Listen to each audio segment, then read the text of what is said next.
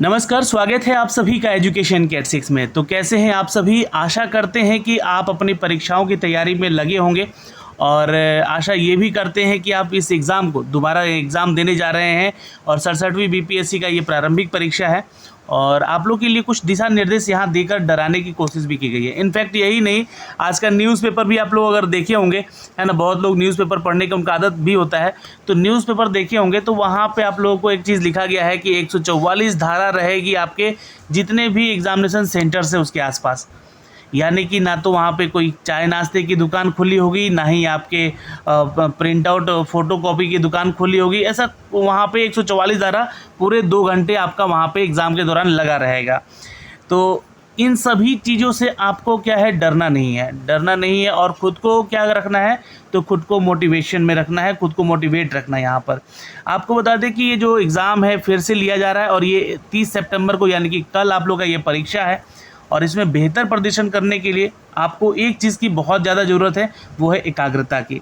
एक आप ध्यान अपने एकाग्र रखें, यानी कि ज़्यादा इधर उधर की बातें, घर के फैमिली मैटर्स, इन सभी चीज़ों को साइड रख के अपने पढ़ाई को पढ़ते रहें। जी हाँ, अब यहाँ पे दूसरा सवाल ये उठ रहा था कि भैया क्या हम लोग अभी भी पढ़ें? तो देखिए, आप लोग आज बहुत सारे ज़िलों से बहुत सारे छात्र जो है ना अपने एग्ज़ामिनेशन सेंटर्स के लिए निकल चुके होंगे और वो अपने हाथ में बहुत सारे कॉपी किताब लेकर भी गए होंगे, जाहिर सी बात है। लेकिन मैं आप लोगों को एक ही बात कहूँगा कि कुछ भी यहाँ पे नया पढ़ने का आपको ज़रूरत नहीं है। बिल्कुल नया चीज़, कोई नया टॉपिक उठा के बिल्कुल मत देखिएगा। हाँ, अगर पढ़ना ही है आपको तो पुराना पढ़िए। पुराना क्या? पुराना आप प्रीवियस ईयर का पेपर जो है वो पढ़ सकते हैं। जी हाँ, करीब 2 से 3 साल का जो प्रीवियस ईयर का पेपर है वो उसको उठा के देख लीजिए। 2 बार, 4 बार, 10 बार, जितना हो सकता है ना उतना बार आप कम से कम उसको उठाकर देख लीजिए और उसको रिवाइज़ कर लीजिए कम से कम। छोटी छोटी बातों पे ध्यान देना है आप लोगों को यहाँ पे, जो कि मैं आपको इस वीडियो के माध्यम से बताने आया हूँ, है ना। सबसे पहली चीज़ तो आपको जो ज़रूरत की चीज़ें हैं वो उसको ध्यान से रख लेना है, जैसे कि आपका एडमिट कार्ड हो गया, आपका वोटर कार्ड हो गया, या फिर आपका कोई जो आईडी प्रूफ लेके जा रहे हैं वो ओरिजिनल रख लीजिएगा, अपने आधार कार्ड वगैरह या पैन कार्ड, कोई भी चीज़ एक रख लीजिएगा और उसका फ़ोटो कॉपी करा लीजिएगा। और अपने जो एडमिट कार्ड है आपका उसका भी एक फ़ोटो कॉपी करा के अपने पास रख दीजिएगा पहले, और जो ओरिजिनल आप लोग निकाल के ले जा रहे हो वो तो वहाँ पे जमा हो जाता है, तो ये ध्यान रखिएगा। यहाँ पे पहचान पत्र और एक साथ में पेन जरूर रख लीजिएगा, एक नहीं 2 पेन रख लीजिएगा, जो दो, एक ब्लू और एक ब्लैक पेन रख लीजिएगा। वहाँ पे हो सकता है कि रफ करने का हो तो आप ब्लैक पेन से कर सकते, लेकिन रंगना आपको जो है ना वो ब्लू कलर से ही है, वो ब्लू कलर से ही रंगिएगा। तो ये छोटी छोटी बातों पे ध्यान रखना आप लोग को वहाँ पे। और यहाँ पे अगर हम बात करें आखिर दोस्तों, तो परीक्षा के आखिरी समय में आप अपने सबसे इम्पोर्टेंट चीज़ की अपना ख्याल रखिए, क्योंकि बहुत सफ़र लंबा है। बहुत सारे छात्रों को यहाँ पे 400-500 किलोमीटर दूर अपने घर से जाके एग्ज़ाम देना पड़ रहा है ना। चूँकि इस बात पे भी बहुत सारी बहस हुई थी, सरकार तक लड़ी गई है कि आप लोग का जो है एग्ज़ाम एक शिफ्ट में कराया जाए। सरकार से लड़ाई हुई कि इनका सेंटर्स आसपास के ज़िलों में दिया जाए, लेकिन सरकार ने एक ही चीज़ सुना है यहाँ पे कि आप लोग का जो एग्ज़ाम है वो एक ही शिफ्ट में ले रहा है और एक ही दिन ये हो रहा है, तो जैसा कि पिछले पैटर्न्स में होता रहा है। लेकिन यहाँ पे दूरी जो है आपकी अपने घर से या फिर जिस अदर स्टेट से आप लोग आए हैं, तो उनके लिए काफ़ी ये थोड़ा सा संघर्ष वाला सिस्टम है यहाँ पे। तो मैं आपको एक ही चीज़ कहूँगा कि उसमें जो है अपने स्वास्थ्य का ख्याल रखना है आपको, अपने आखिरी इन समय में सेहत का ख्याल रखना है आपको, समय पर सो जाना है आज। जी हाँ, जितने भी छात्र हैं ऐसी व्यवस्था ज़रूर रखिएगा अपने लिए कि वहाँ पे आसपास के सेंटर्स के पास कि आपको होटल वगैरह मिल जाए, जहाँ पे आपको जाके अपनी रात जो है ना कम से कम नींद पूरी कर ले, ताकि जो सुबह है वो रिलैक्स होकर जाए।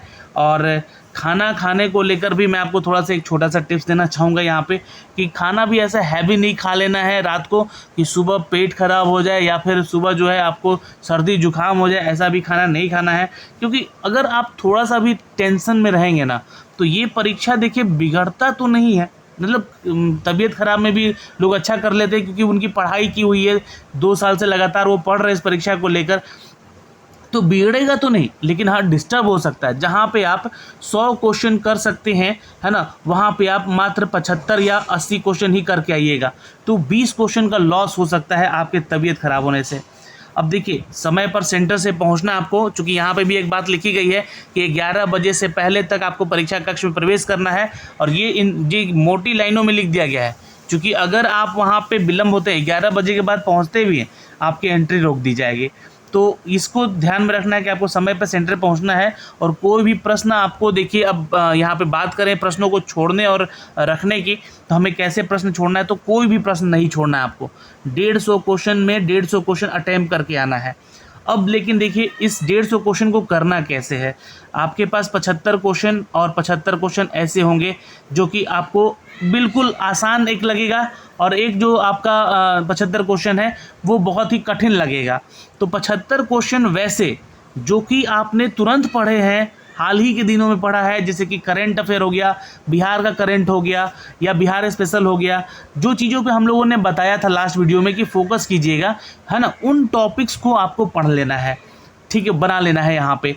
तो अगर आप ये 75 क्वेश्चन, जो कि हड़बड़ाना भी नहीं है, ऐसा नहीं कि समय बहुत है यार, 150 क्वेश्चन करने के लिए आपके पास समय काफ़ी अच्छा है, तो ये 75 क्वेश्चन को अगर आप लोग यहाँ पे सॉल्व करते हैं, कैसे, जो पढ़ा हुआ चीज़ है ना, जो पढ़ के गए हैं वो हाल ही के समय में, अब इसको कर लेना। अगर ये 75 क्वेश्चन मान के चलिए कि आपने अगर पहले राउंड में यहाँ पे सब कुछ बना दिया सही सही, तो आपका जो है 80% चांस बनता है पीटी निकलने का, ठीक है। अब यहाँ पे जो बाकी के 75 प्रश्न हैं, इनमें कैसे प्रश्न आपको देखने को मिलेंगे, तो इनमें से देखिए, इनमें से भी दो तरह के प्रश्न मिलेंगे देखने को।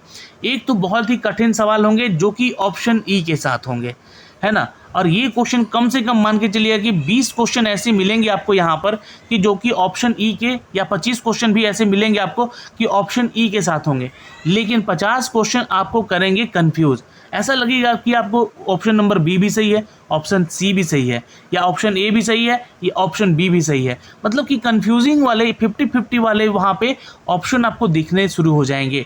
ये 50 क्वेश्चन ऐसे भी होंगे, तो इनको आप लोगों को लास्ट में करना है। और यहाँ पे आपको लगाना है थोड़ा सा दिमाग, ये दिमाग लगाना है एलिमिनेशन का।